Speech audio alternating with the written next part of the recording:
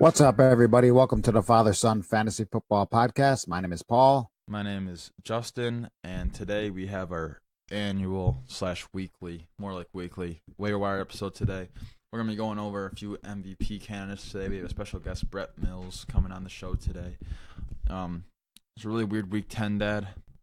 It was. I managed to lose in my league here because of Ezekiel Elliott going off by 9 points. So now I am 3-7 in last place. This 11th place team is 4-6. There's a 10th place team 4-6, and the rest are all the way up to third place is 5-5. Surprisingly, I am doing good in all of my leagues, wait, except for the subscriber league. Wait. I'm in last place, right? Yep. Second most points in the league. Yep, it happens. Last place by a game that I ain't that close. It's just, but I had the second most points scored. I had the most points scored against me. I'm unlucky. It's all on matchups. You know that. That's the way fantasy is. So love it. You love it and hate it at the same time. Yeah, but you said you're not doing too hot in the listener league, but guess who is? I am down by. Dude, I can't get a win in the listener league. It's surprisingly because, yeah, that league I do. Well, I've been hammered with injuries. Plus, I got Le'Veon Bell, who's done nothing. Is probably going to be dropped after this week when he doesn't sign, and it's terrible. I've got injuries up to wahoo there. But in a home league, I'm hopefully going to get my 6th win in a row and be tied for first place. That is a big accomplishment. Can we go back to the listener real quick? I'm down by 19.1 points. Right, I have Odell Beckham and Matt Breida. Will I win?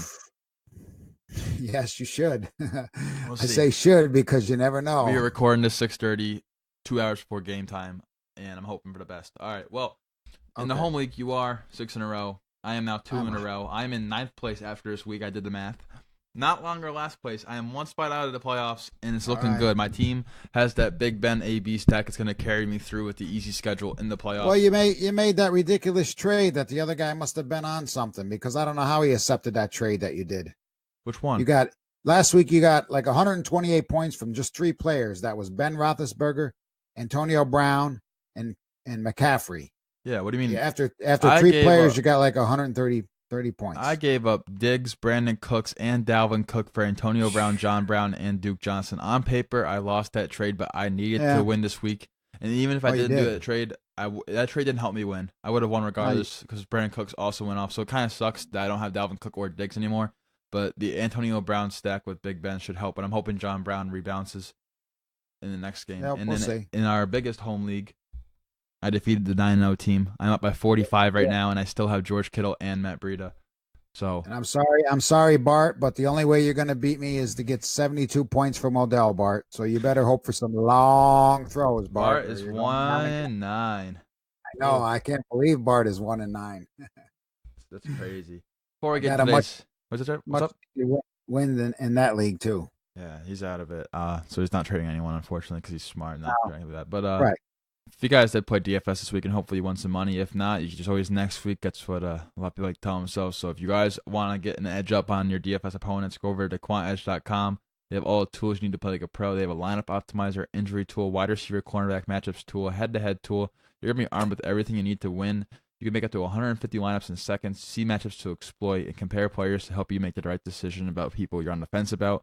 So this week, say you were debating between starting or putting in your lineups Jordan Howard, because you thought it was going to be positive game script, or even like Kerryon Johnson. The quantedge.com had the Kerryon Johnson lock and looked pretty good this week. I sat him in the home league, too. Oh, shouldn't have done that. But you also get exclusive access to industry experts, articles, podcasts, and the TQE community by participating in the premium membership chat, which is on every weekend and any Monday or Thursday night game to help you win some money. You can use code FSFF to get $10 off your first month. It's already bumped down because it's a late season price, but now you can even save more money by using code FSFF. So $1, people. Yeah, free money. So might as well go do that. And let's get into today's waiver wire and MVP episode. Halfway through season MVP, kind of a little later half, but we'll get into it today. Let's get into it.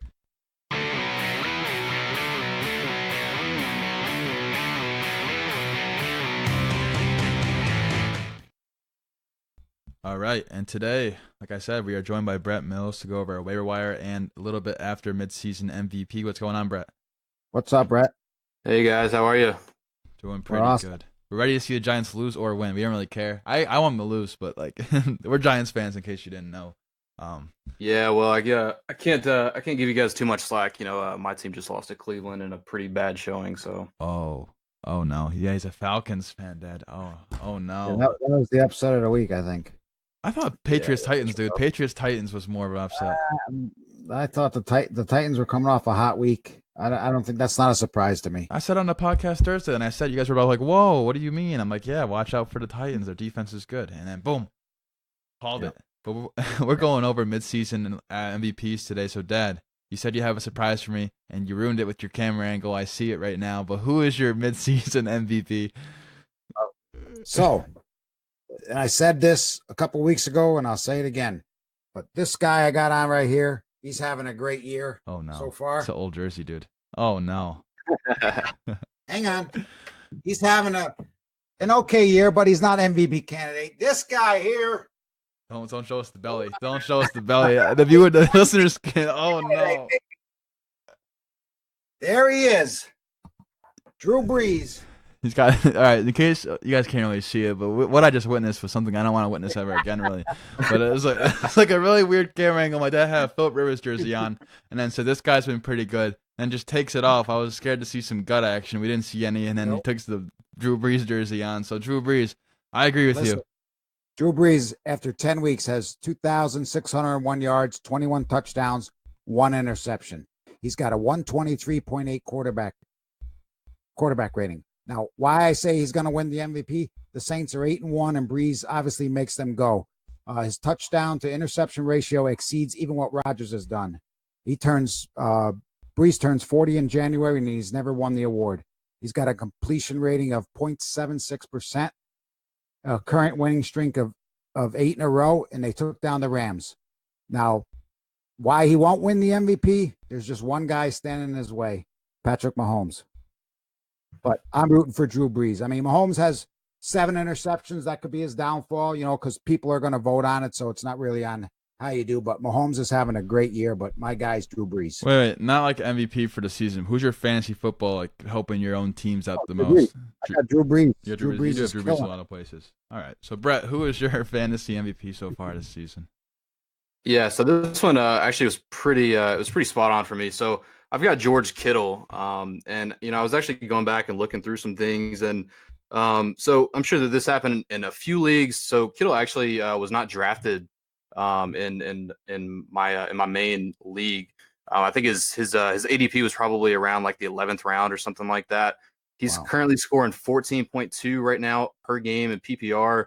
Obviously the tight end landscape's pretty bad, but just to give some perspective, that's actually good enough per game for the RB13, which is pretty wild. So, he's definitely doing some damage. Looking for a big game tonight. I think that I've already won for this week pretty soundly. But again, undrafted, I got him for a pretty cheap trade.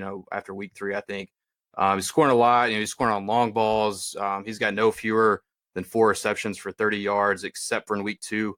Week 2, he went 2 for 22. So, he's been very sound, and kind of a weird offense where, they've had quarterback injuries, they've got running back injuries, wide receiver injuries all across the board. That whole offense has really been decimated.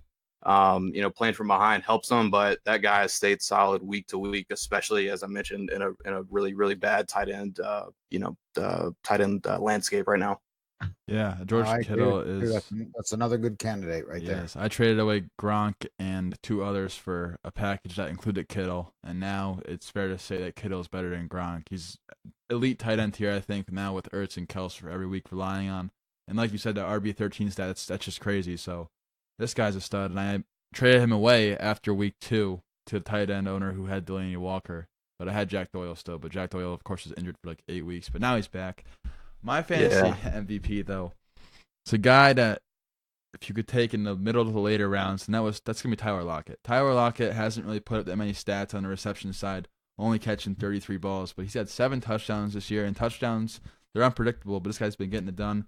7 out of 9 games, he scored a touchdown. His lowest point total in PPR leagues this year was week 9 against the Chargers with 7.1. Other than that, it was 11 points, and this was a guy you were getting around like 10, 11, 12 even in some leagues, so definitely paying dividends and still getting the touchdowns, even though Baldwin's coming back healthy. But if you want me to give you one more, it's got to be Robert Woods. A lot of people were off on him saying he was at the number 3, but you were getting this guy in the middle rounds, and he is, I believe, in fantasy, in PPR leagues, 2, 3, 4, 5, 6, 7, the 8th wide receiver, ahead of Brandon Cooks, ahead of Cooper Kupp, and now Cooper Kupp's done for the year. So this guy has the potential to be a league winner. He has 55 catches for 832 yards and 3 touchdowns, and that's 4 more catches than Brandon Cooks, a little less yards than Cooks, but he also has 111 rushing yards, which is a little odd, but both those guys are going to see their numbers increase with Kupp unfortunately going out. The beginning of the year when I sat in one of Tom's dynasty drafts in the backyard, and one guy took Robert Woods, and what do you think, Mr. Podcast? They were going to me, and they're all laughing at the guy because he took him early, and I go, he's going to be the number 1 in LA. He's going to be the number 1 wide receiver. I did say it, and I have him on one of my teams, and he's doing fantastic. Yeah, I don't have many of these, unfortunately, but if you especially do, now with Cooper Kupp going out, I mean, I got sniped. I think 2 drafts in a row. Our 2 biggest drafts. He went 3 picks ahead of me in one, and 2 picks ahead of me in the other one. So I should have probably reached a little earlier, but easy to say now. But that's gonna do it for our MVP section. So we're gonna go on to waiver wire. And Dad, you have a QB jersey on. So who is the QB you're looking to pick up this week? Well, he's not available. I don't know. I mean, after last night's performance, Dak Prescott could be available if you're in dire need of a quarterback. He seems to be turning it around. He had overwhelming 270 passing yards with 1 touchdown. He ran for just 10 yards, but a touchdown on the ground saved his day. So, Trubisky's another one out there, but he's probably not available. Mariota's playing well. Just gonna list them all, bro? He's just gonna list them all. Keep going. You got one more I think I had on there. No, go ahead. You take. I was gonna say Case Keenum maybe, but yeah, Marcus Mariota's the guy I'm looking to add. But Case Keenum, he's not as good as he was last year fantasy wise, but he's a solid streaming option. He's coming against the Chargers, I believe. So they're mediocre against the pass, and I believe that he can hopefully exploit this matchup and throw for over 250 yards and 2 touchdowns.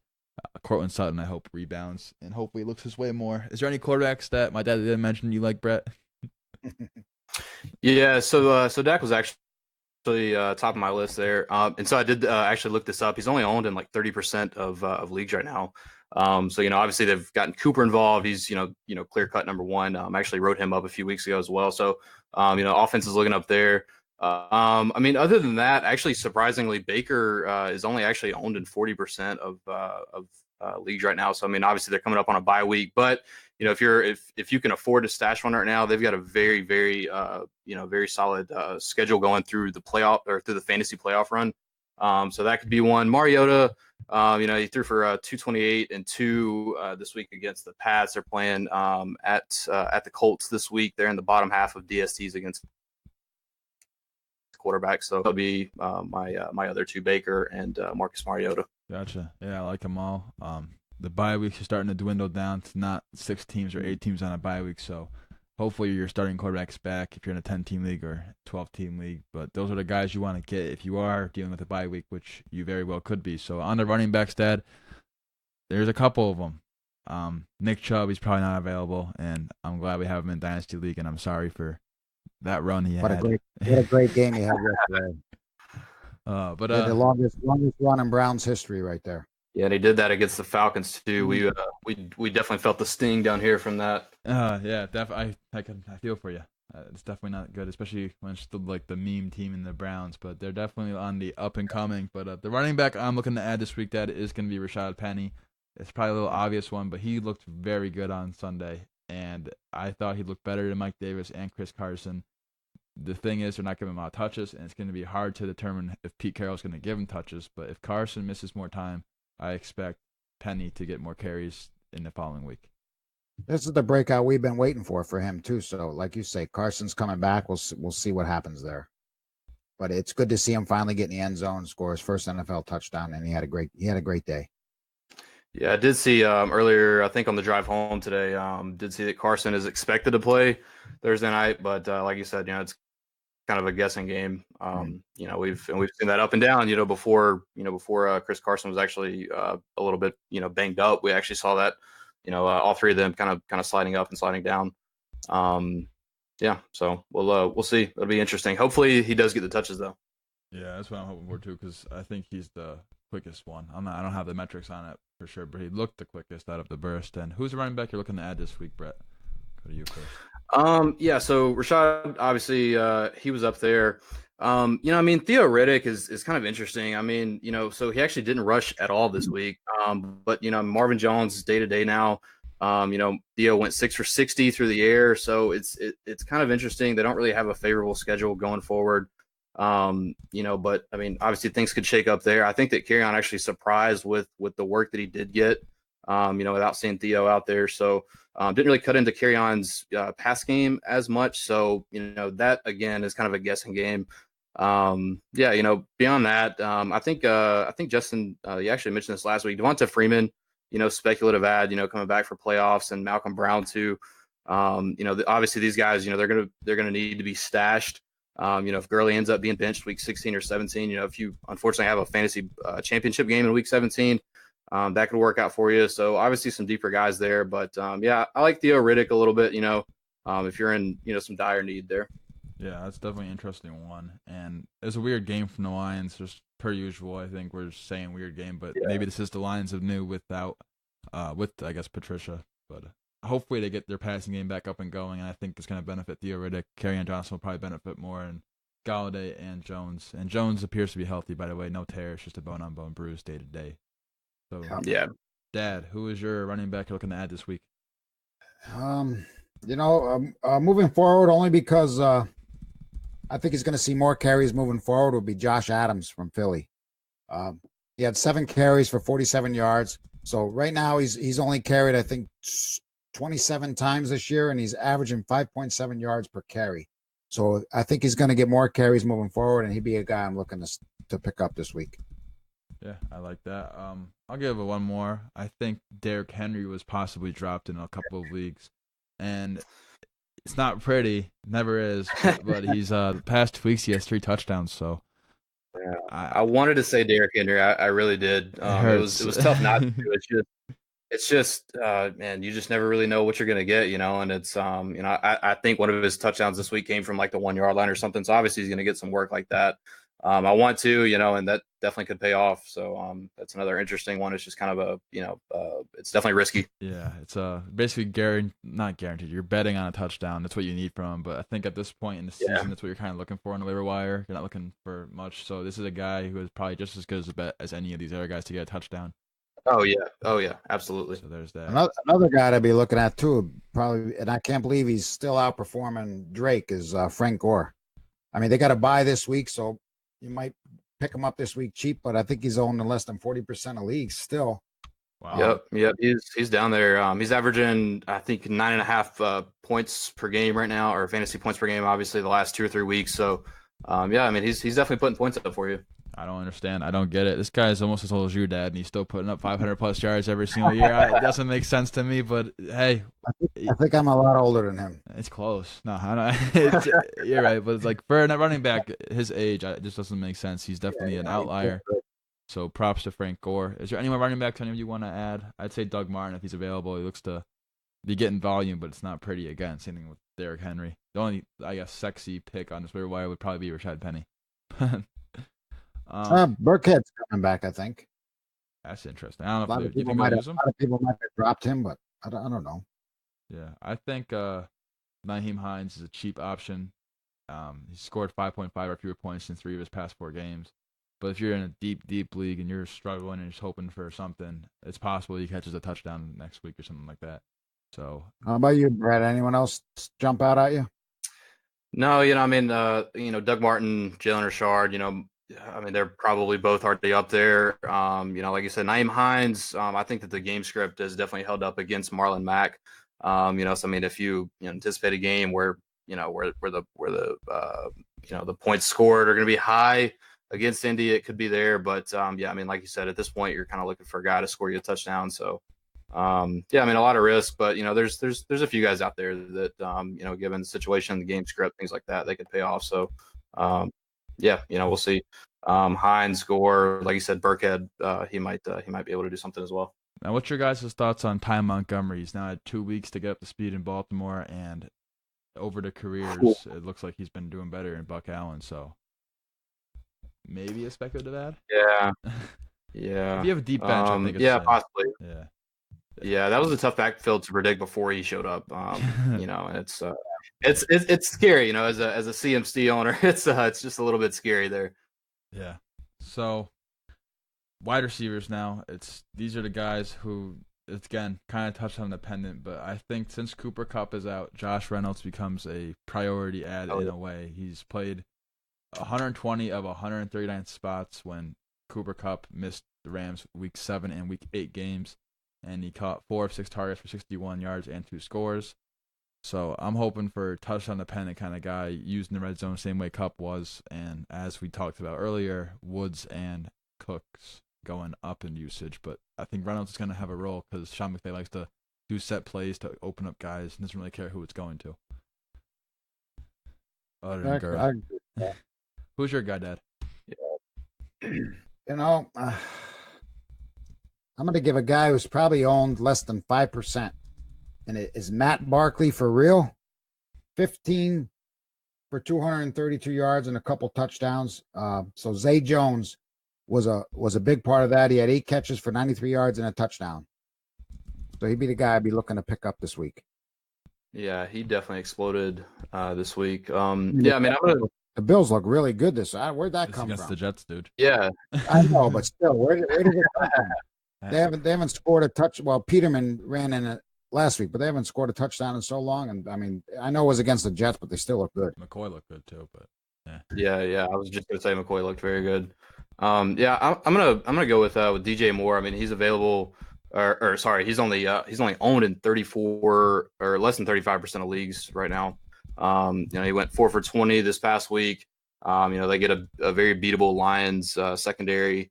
Obviously he had the breakout game against Baltimore. He went 5 for 90. I think he actually rushed for 40 or 60 yards, something like that against Baltimore that week. So he's got some touchdown upside, and he's been very involved. I think he's averaging like 4.5, 5 receptions a game right now. So I would say DJ Moore.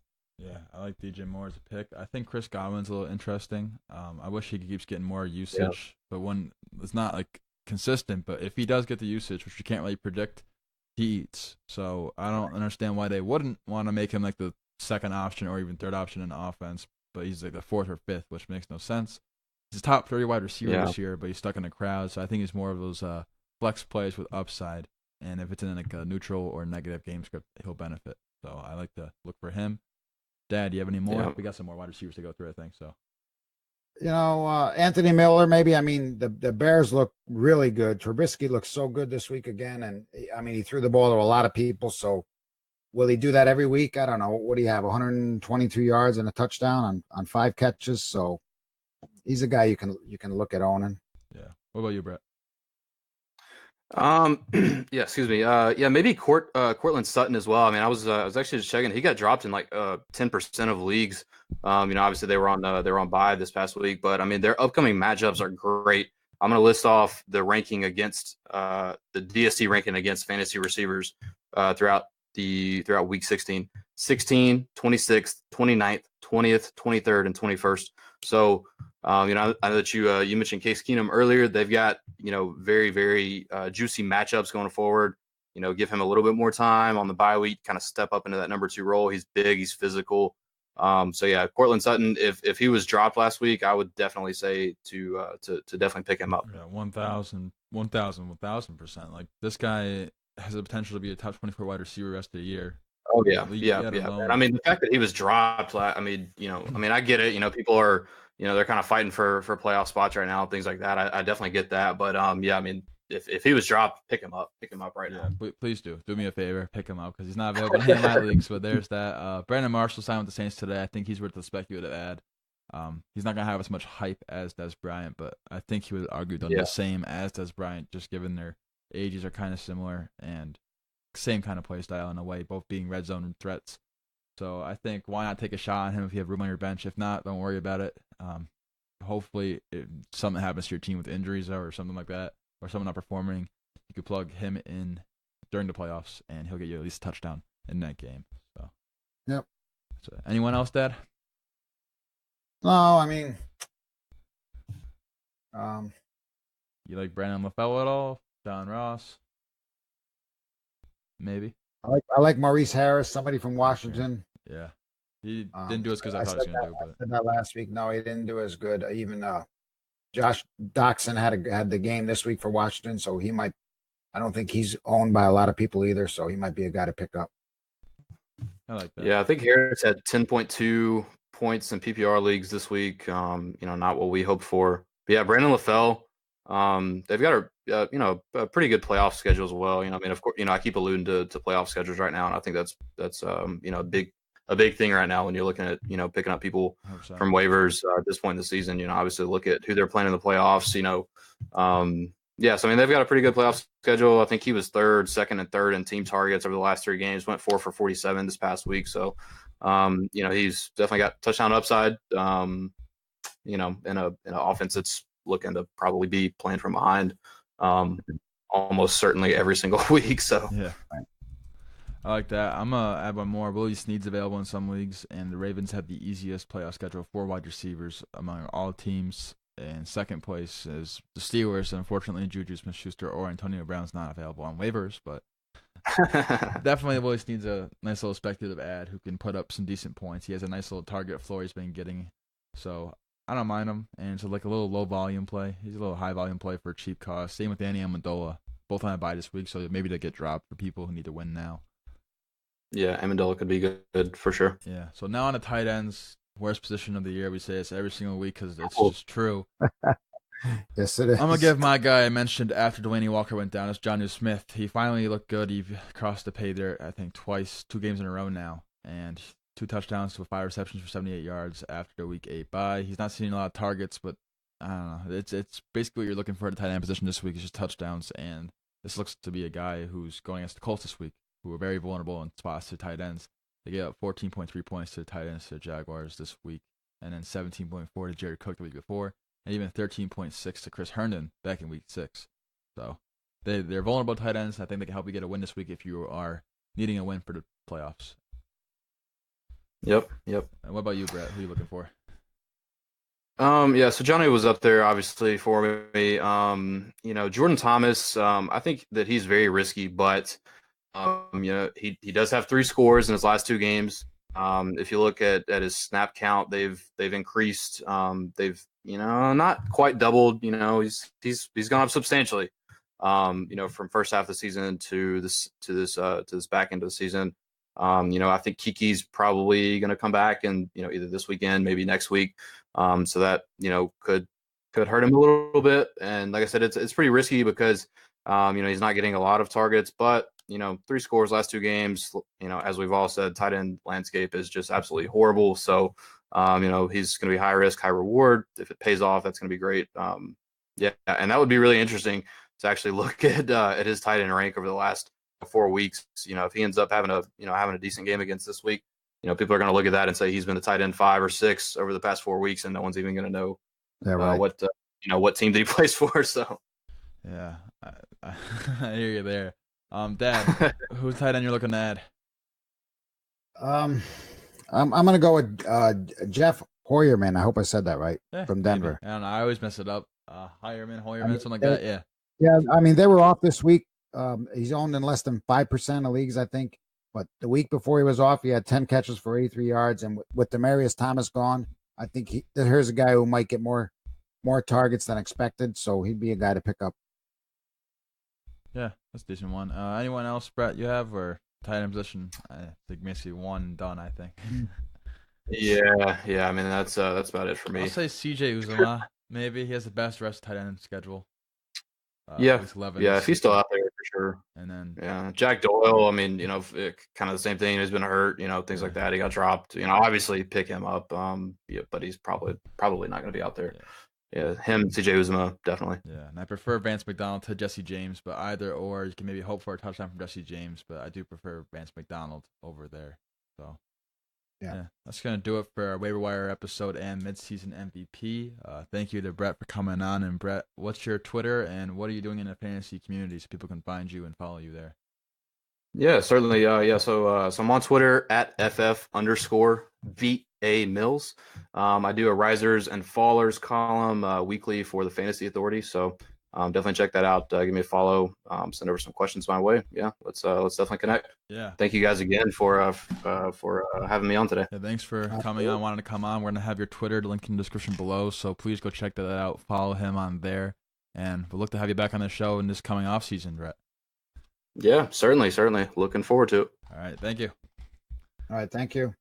All right, guys. Yeah, that's going to do it for our midseason-ish MVP episode and waiver wire episode. Go follow Brett on Twitter. Use promo code FSFF over at thequantedge.com. My Twitter, I said it all the time. It's in the description below, too. It's at JustinFSFF. Go follow me there. Podcast Twitter's at FatherSonFF. Connect with us. Tell us what you tell about the show. And we'll see you guys in the next episode for a Week 10 review and trade targets for the final week towards the trade deadline. So, yeah, it's going to do it for us today, Dad. Anything else you want to say?